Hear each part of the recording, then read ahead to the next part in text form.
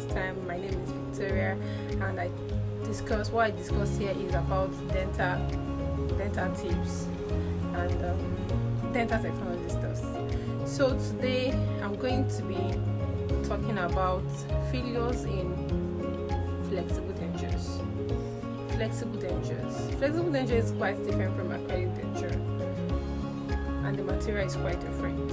But over the years that I've been doing flexible denture, I have experienced so many heart-breaking failures in pressing my flexible denture.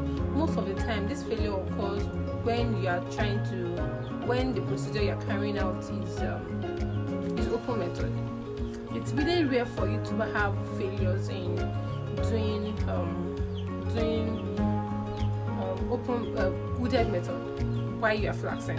But I've come to realize that the failures that we experience is usually when you are trying to do open method, whereby it is about posterior teeth, right?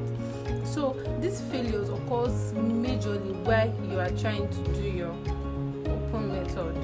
And I think, I have, with experience, I've tried to gather some things. From experience, I've tried to gather some errors, the reasons why we're having these errors, why we're having failures in our flexible denture, and that is what I'm going to be discussing today. Stay tuned. So I have like 3 to 4 reasons why we experience failure in our flexible dentures. Number 1, with experience. For my own experience, I don't know about another person, but for my own experience, the first thing is that while you are flaxing your flexible denture and it is open method, avoid taking your job, the model, avoid taking it far away from the flax. If the model is far away from the tip of the flax that I meant is where the screw enters into, there's a round hole in your flax that the screw is going to pass through. If your job is far away from there, before the material will flow inside the flax, it would have been cooling off. So when you are trying to do your open method, make sure that the model is very close to, in fact, the model should jam the wall towards where the screw is going to pass through. That's number 1. Avoid taking your model, your job, away from the mouth of the flax. That's the first thing. The second thing is that inadequate eating. In my own way of doing it, I try to heat up the flax under furnace for like about 20 minutes, so that the flax itself is going to be hot. Though the material is already heated up, it depends on the timing that you give it. I'm still going to do a video on how we time how we press and all of it. I'm still going to make a video, but I'm just trying to give us the tips, like the reasons, and I'm still going to do the full video in my next video. I'm already compiling the video together. So another thing, like I said, avoid inadequate eating. Make sure that, in my own case, I try to heat up the flax so that even the mold itself is going to be hot, so that it's going to allow the material to melt and flow into, when you are doing open method, it means that you have clamps, you have plenty flax. And another thing is that make sure that you have a connector, like a connector that is going to connect, like another connector, like a screw on top that is going to connect to where the flax, your clamps are, so that you can be sure that your material flows to everywhere that is necessary. That is true. The fourth one is that make sure that you don't delay while you are trying to press. In a case whereby you are using a manual, flexible denture machine, we have the automated one, we have the manual. The one that I use is manual, and I think usually people get to experience failure in their flexible denture when you are using a manual machine. I'm not saying that if you are using your automated one, you're not going to experience failure, right?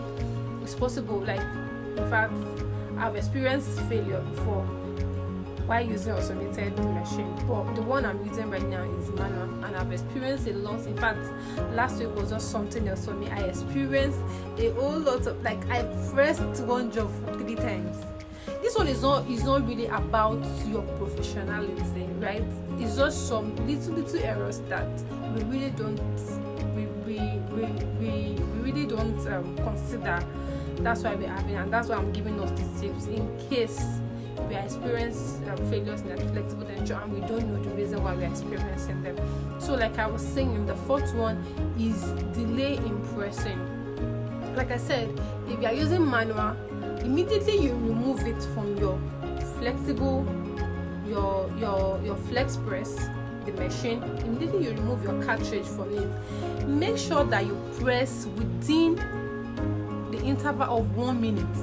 Once you delay, the material is going to solidify, because the reason why we are eating it for my own machine, I eat it up for about 11 minutes. First, the temperature is going to reach 300. At first, it's going to reach about 280 something. It's going to allow me.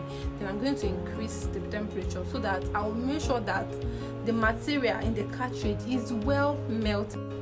So once it is melted, the thing is that you have to press immediately. Do not delay.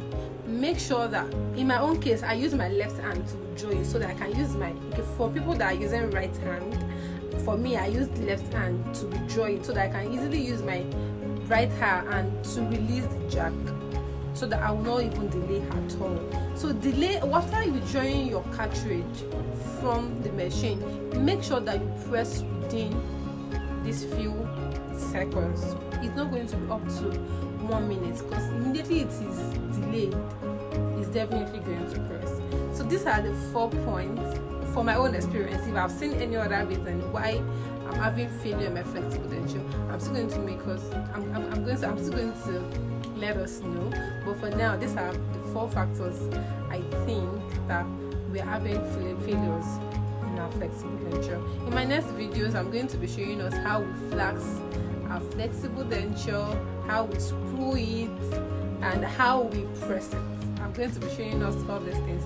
Thank you so much. In case of people that are not subscribed and you're just seeing me for the very first time, don't forget to tap on that subscribe button. Thank you very much. Bye.